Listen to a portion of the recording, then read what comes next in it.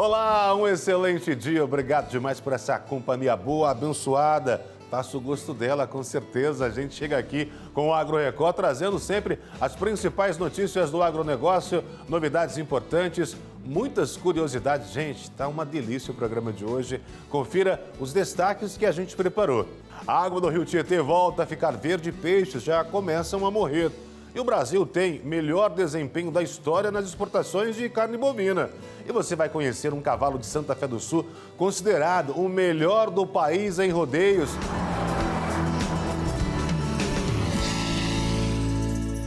A gente começa aqui o nosso agro, falando infelizmente de uma problemática que tem preocupado a todos, principalmente no interior, A gente é agraciado com muitas prainhas de água doce, muitos rios importantes e uma velha cena conhecida por quem frequenta o Rio Tietê volta a ser vista. A gente não gostaria.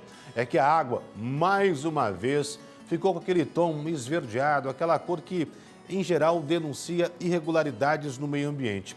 E, infelizmente, além da cor que chama a atenção, peixes já começam a morrer. Desta vez, o trecho atingido foi no município de Adolfo e a nossa equipe passou por lá. Próximo à margem do Rio dos Bagres, um braço do Tietê em Adolfo, a água já começou a apresentar uma coloração esverdeada. Mas conforme avançamos, a situação piora. Além de verde, a água tem uma textura pastosa. A presença de uma grande quantidade de algas é visível. Aqui a gente já está um pouco distante da margem, alguns quilômetros, e a situação se agravou. Lá a gente percebe que a água já está ficando esverdeada, mas aqui a gente percebe que ela está com uma densidade diferente e toda verde, inclusive pelas ondas que a gente vê que o barco faz, a gente percebe que não tem mais nem aquela espuma branca, mas por cima é toda verde realmente. É isso aí, Kleber. Infelizmente a eutrofização está dominando o Rio Tietê novamente. Nós estamos aí com as imagens, não tem como... A imagem fala por si só, Infelizmente. Isso aqui não deixa acontecer a fotossíntese, porque esse verde, o sol não penetra lá no fundo, então não tem oxigênio. Daqui a pouco nós vamos ter mortandade de peixe também, igual tivemos no ano passado. E a gente luta aqui para que as autoridades tomem uma providência de verdade, venham ver o nosso problema do Rio Tietê, que a coisa aqui está difícil para o nosso povo. A nossa cidade é MIT, a gente vive do Rio Tietê aqui em Adolfo. Isso aqui é uma prova viva, não tem o que falar, a imagem fala tudo, a gente vive do Rio Tietê. O turismo nosso é o Rio Tietê. Exato, as imagens já são fortes. E o cheiro aqui, também um cheiro muito forte, está muito ruim, a gente percebe aqui, as algas aqui, tem uma vegetação já aqui no leito do rio, São as cianobactérias, proliferando aí, acontecendo esse mau cheiro, Parece um cheiro de chiqueiro, uma coisa bem estranha, E, infelizmente, em breve vai ter a mortandade dos peixes também, infelizmente. Já tem um morto ali atrás, olha, que a gente acabou de ver ali, a gente passou, não sei se o Edmilson China conseguiu pegar essa imagem pra gente, mas já tem alguns peixes mortos, a gente acabou de ver pelo menos um boiando ali, bem aqui no meio do rio, muito triste e lamentável essa cena. Esses dias atrás nós tivemos a mortandade de camarões também, Todo mundo viu isso aí. Infelizmente é o que vai acontecer aqui, os peixes vão voltar a morrer novamente. Então, senhores autoridades, olhem para o nosso Rio Tietê, pelo amor de Deus, o Rio Tietê está morrendo. Ele está na UTI já faz anos, está na UTI só esperando para subir. Vamos dar uma olhadinha para o Rio Tietê nosso. Não é a primeira vez, Não é a primeira vez, isso aqui já tem uns 4, 5 anos, está acima. O ano passado foi o pior momento, foi em março. E esse ano em março vocês vão ver também o pior momento do Rio Tietê. Porque o que morreu de peixe no ano passado, esse ano não vai ter aquele tanto de peixe para morrer. Pedi para o China mostrar um peixe aqui, vai passar bem aqui ao lado. Olha só um peixe boiando aqui, bem ao lado aqui, A gente está vendo, já tem imagens aí do Edmilson China, não sei se deu para pegar ou não, mas já temos essa imagem lamentável aqui. Podemos até seguir, porque tem outros pontos aqui do rio também bastante complicados. À frente, a água fica ainda mais escura e o mau cheiro mais intenso. Esta bióloga explica que este fenômeno é provocado pela presença de nutrientes, como fósforo e nitrogênio, em excesso na água. Eles fazem parte da composição de dejetos da rede de esgoto e também estão presentes em fertilizantes utilizados na plantação de cana-de-açúcar, por exemplo. A gente está num período chuvoso agora, então toda essa chuva que cai no solo, ela escoa para os ambientes aquáticos, levando então esse excesso de nutrientes, às vezes de matéria orgânica também, para os ambientes aquáticos, no caso aí, no Rio Tietê. A gente tem impactos associados a esse fenômeno, é um fenômeno que se chama eutrofização, é um enriquecimento do ambiente com nutrientes, gerando então o crescimento dessas algas.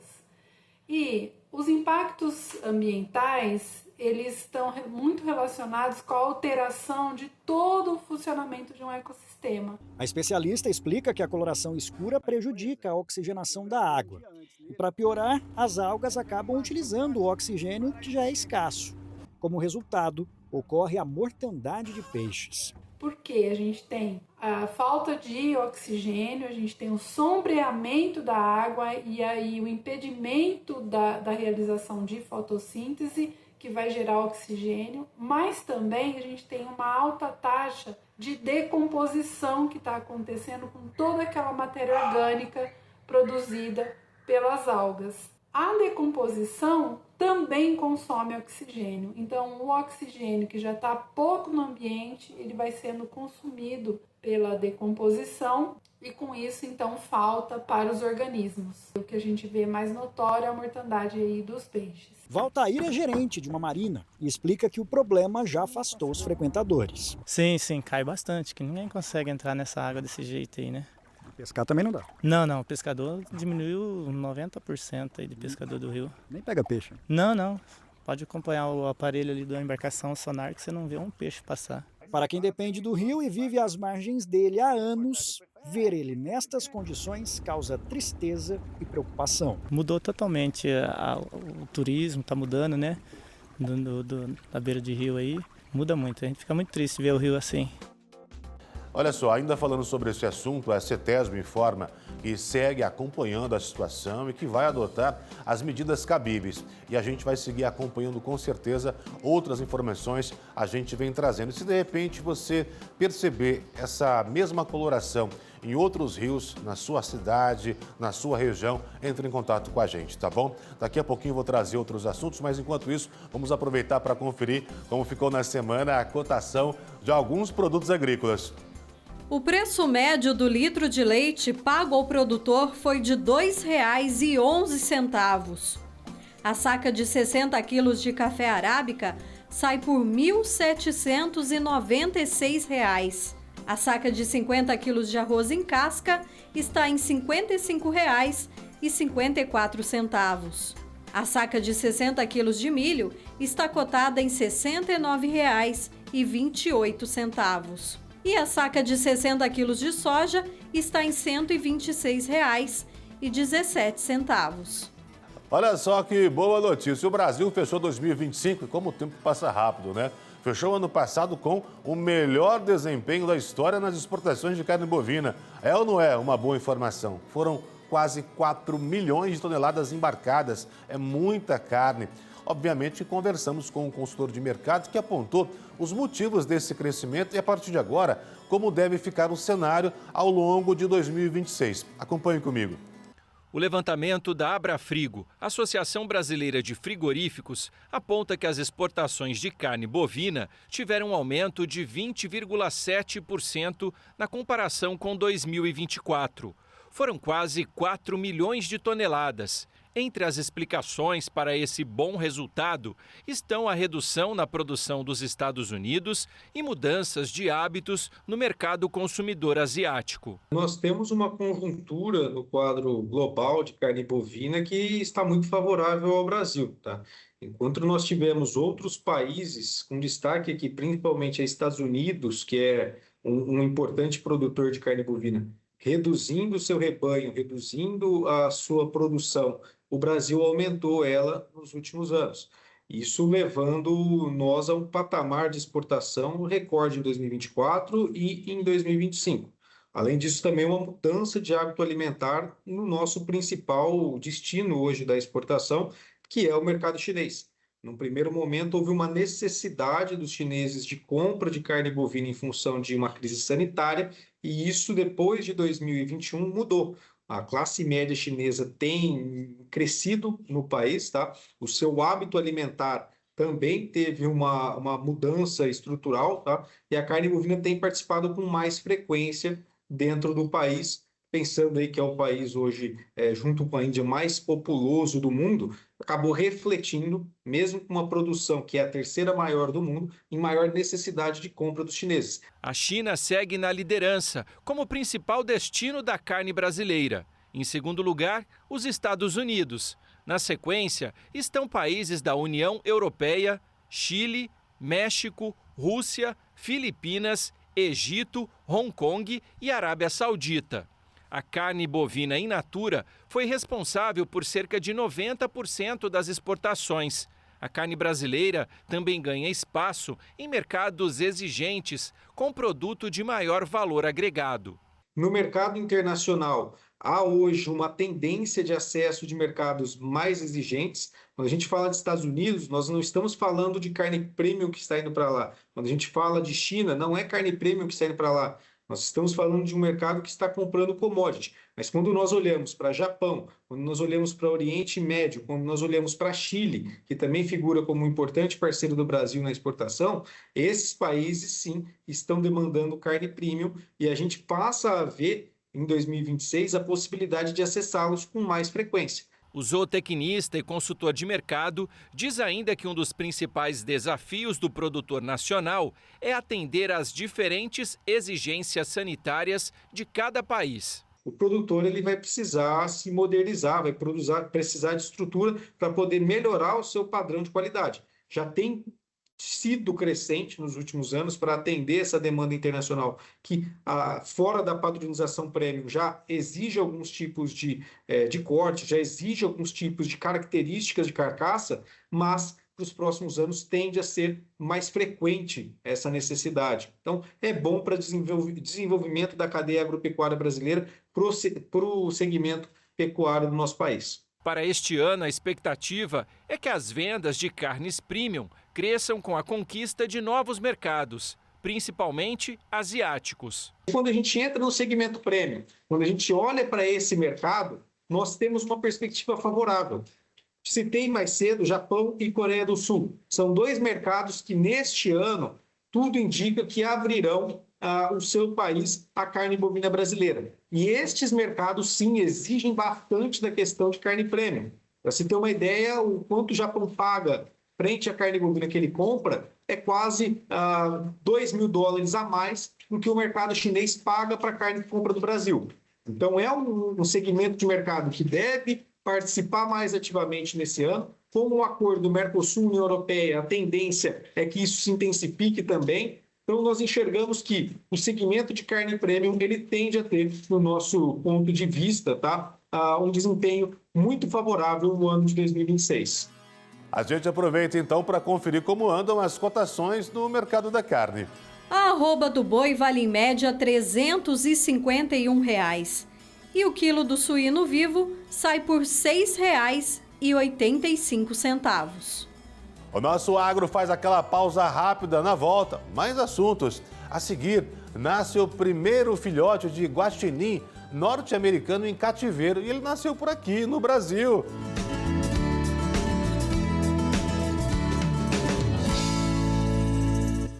A gente retorna aqui com uma curiosidade. Afinal de contas, não é sempre que a gente tem uma notícia assim. O primeiro filhote de guaxinim norte-americano nascido em cativeiro no Brasil já virou sensação ali no zoológico de Pitangueiras. Você vai ter vontade de conhecer também. Ele é filho de um casal apreendido em uma embarcação que transportava ali animais silvestres de forma ilegal, o que não pode acontecer, não é mesmo? O nascimento inédito mostra como a reabilitação e a educação ambiental podem transformar histórias de tráfico em exemplos de conservação. Curioso e com muita energia.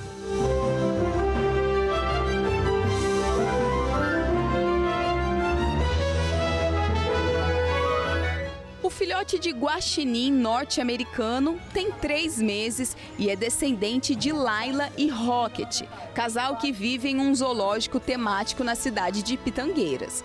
Os dois chegaram em setembro de 2024, após a apreensão de uma embarcação que transportava animais silvestres clandestinos. Segundo o biólogo, a fêmea já chegou prenha ao local. O nascimento foi acompanhado por veterinários e agora o filhote permanece separado dos pais. pois já atingiu a idade de separação. De início a gente não percebeu, né, que a mãe dele estava prenha, estava guardando ele, né? Ela começou a mudar alguns comportamentos já quase logo na hora dele nascer, né? Esse é um animal que pode dar em média de 3 a 5 filhotes, mas provavelmente por ser a primeira gestação só veio um filhotinho, um macho, né, que vocês estão vendo aqui bem agitado no meu colo. Para o especialista, o caso do primeiro filhote guaxinim norte-americano, nascido em cativeiro no Brasil, é considerado inédito em território nacional. O fato é ainda mais simbólico por envolver animais resgatados de uma situação de tráfico ilegal. Até onde a gente sabe, se possui mais um zoológico no estado do Espírito Santo, onde tem mais alguns indivíduos que, né, são do mesmo resgate, inclusive. O filhote de guaxinim norte-americano ainda não tem nome, mas ele já tem um apelido dado pelos tratadores, que é Zé Baguncinha. Exatamente porque ele não para quieto. O nome dele vai ser escolhido pelo público através das redes sociais. Não é mesmo, Zé Baguncinha? Tem quem já escolheu o nome e quem concorde com o apelido. Eu daria o nome Máscara, porque quando você olha parece que ele tem uma máscara. Eu vou concordar com a minha filha, eu gostei de Máscara, né? E apesar de saber que ele já tá com um apelidinho aqui, acho que Baguncinha também funciona. O zoológico mantém um centro de triagem e reabilitação de animais silvestres que recebe de todo o Brasil. Animais vítimas de tráfico ilegal, maus tratos, atropelamentos e transferências de outros zoológicos, além de desenvolver programas de conservação das espécies. Um exemplo é o Cacique, uma onça pintada melânica, que chegou há 2 meses e aguarda a chegada de uma fêmea para a reprodução.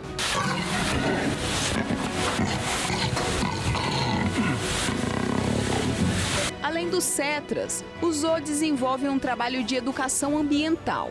Diariamente recebe famílias e escolas para orientar sobre biologia, alimentação, comportamento e o espaço em que vive cada espécie. A gente explica por que o animal está aqui e por que você não pode desmatar a natureza, por que você não pode chegar perto do animal, matar o animal. E isso é uma educação ambiental para ele se conscientizar o que é o animal, o que a gente está fazendo com a natureza, nós seres humanos. O momento da educação ambiental é quando o público tem o contato direto com o animal. Como você pode ver aqui, tem uma serpente. E agora é a hora que o quê? O filho chora e a mãe não vê. Que o repórter tem o contato direto com o animal. Minha filha, pelo amor de Deus, vira ela pra lá. Gente, é uma sensação indescritível. Dá medo, dá muito medo, mas, ai meu Deus do céu, mas mas assim, vale a pena, vem. Educação ambiental, ela serve para isso, para trazer uma sociedade mais em prol da fauna, trazer uma sociedade que proteja a fauna. Então, a educação ambiental, ela é a chave principal para que no futuro outros animais não tenham que viver em zoológico, que viver em cativeiro.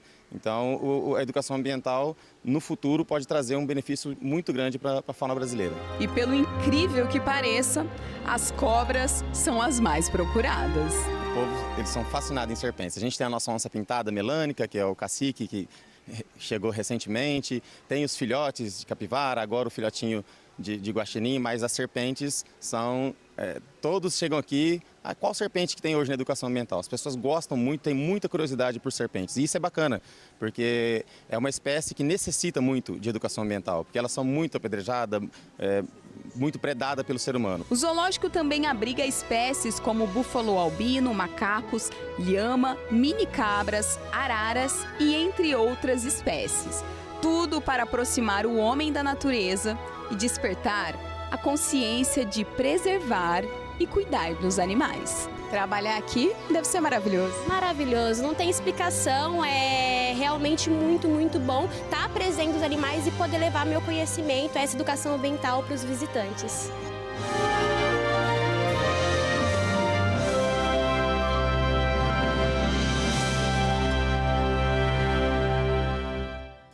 A gente retorna conferindo como deve ficar o tempo ao longo desta semana. Sol com algumas nuvens, podem ocorrer pancadas de chuva. Em Rio Preto, as temperaturas devem variar entre 15 e 33 graus. Em Araçatuba, a mínima é de 16 e a máxima é de 35 graus. E em Presidente Prudente, as temperaturas ficam entre 18 e 34 graus. E você vai conhecer agora a história do crime perfeito. Calma, não é criminalidade não, estou falando de um cavalo que foi considerado o número 1 em rodeios pelo Brasil. Ele é fera demais. Ele pertence a uma tropa de Santa Fé do Sul e a gente, assim que soube, fez questão de trazer essa história para você acompanhar aqui no Agro Record.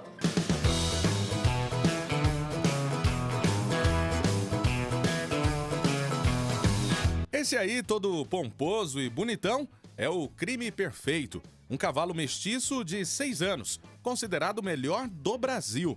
Foram 11 títulos em rodeios só em 2025. Isso aqui é um presente de Deus que colocou nas nossas vidas, né? Ter o melhor cavalo do Brasil eleito, merecido em 2025. É só gratidão, né? O Crime Perfeito pertence à Tropa LR de Santa Fé do Sul. Ele foi comprado em uma das maiores transações financeiras do rodeio em cavalos do Brasil. Entre os 11 títulos no ano passado, o Crime Perfeito ganhou nos maiores torneios e com os melhores peões, como em Rio Preto e Americana. Ele ganhou o título de melhor cavalo em Divinópolis, Minas Gerais, que é o Barretos de Minas, né? Depois Americana, São Paulo, que para mim é um dos rodeios mais importantes do Brasil. Ele conquistou o título também. São José do Rio Preto, né, que é praticamente nossa casa, né? O nosso compadre Paulo Emílio Marrom acreditou nele. Os rodeios do Paraná, né? Também, Carlópolis, Santo Antônio da Platina, Borborema, São Paulo, Auriflama, São Paulo, Ilha Solteira, São Paulo, entre outros aí. E na final nacional, né? Foi em Avaré, né? Na EMAPA. Na final nacional do rodeio. Isso aí foi o título mais importante do ano dele. E a vida do Garanhão não é só pular de festa em festa.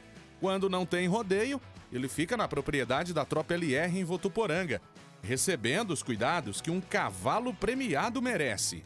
Os bons tratos animais aqui é o que prevalece. Aqui a gente não bate em cavalo, a gente respeita o cavalo. Tudo que vai fazer a gente faz com amor, né? Alimentação, sal mineral de qualidade, pasto de qualidade. Quando é época de seca, é feno de qualidade. Então eu acho que é isso. Eles estão aqui, assim, a gente faz o melhor por eles, né? Essa é a palavra certa para a gente falar.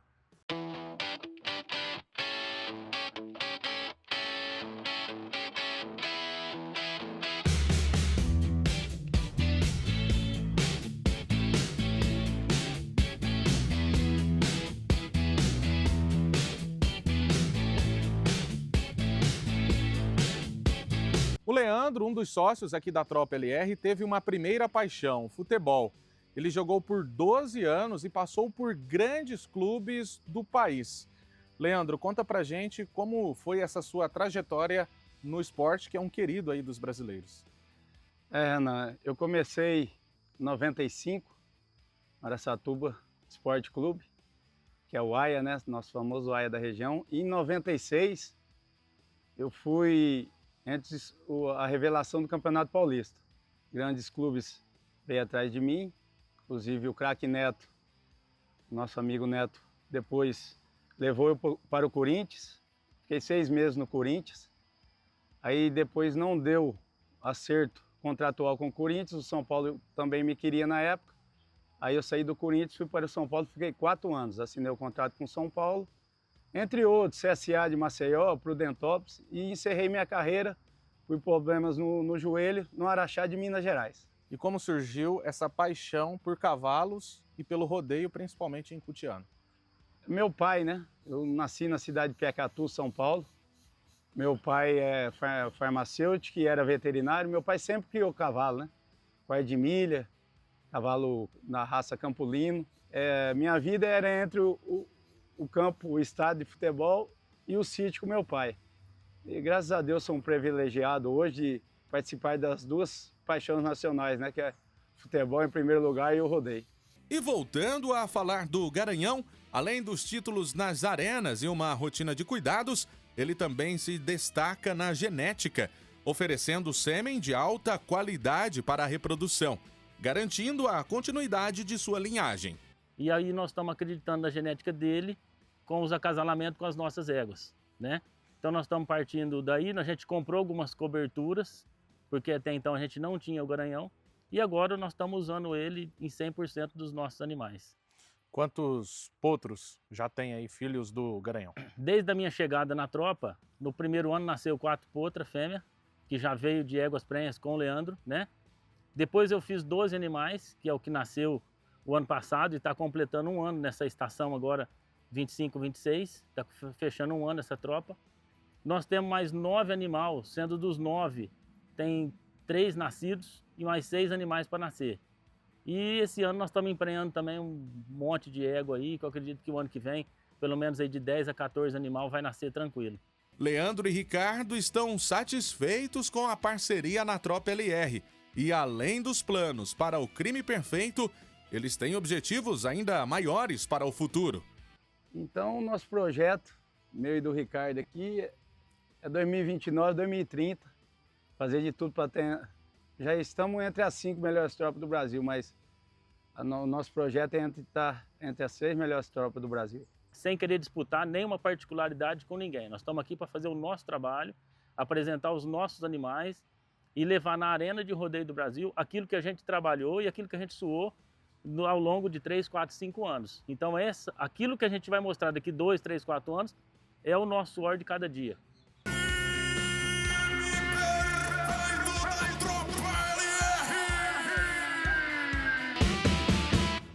É ou não é, fera? A gente vai ouvir falar com certeza muito do crime perfeito nos rodeios e arenas do Brasil afora. Obrigado pela sua companhia, a gente fica por aqui. Se você perdeu algum momento, vai lá no R7, estamos lá. R7 Rio Preto, programação toda, grade lá para você acompanhar, rever, baixar, fazer download, compartilhar, não tem problema. A casa é sua e se quiser, a gente faz gosto também. Manda sugestões, o zap está aparecendo aí. Um excelente domingo, obrigado pela companhia, fica com Deus. Um restinho de domingo abençoado e tem muita coisa boa pela frente, hein?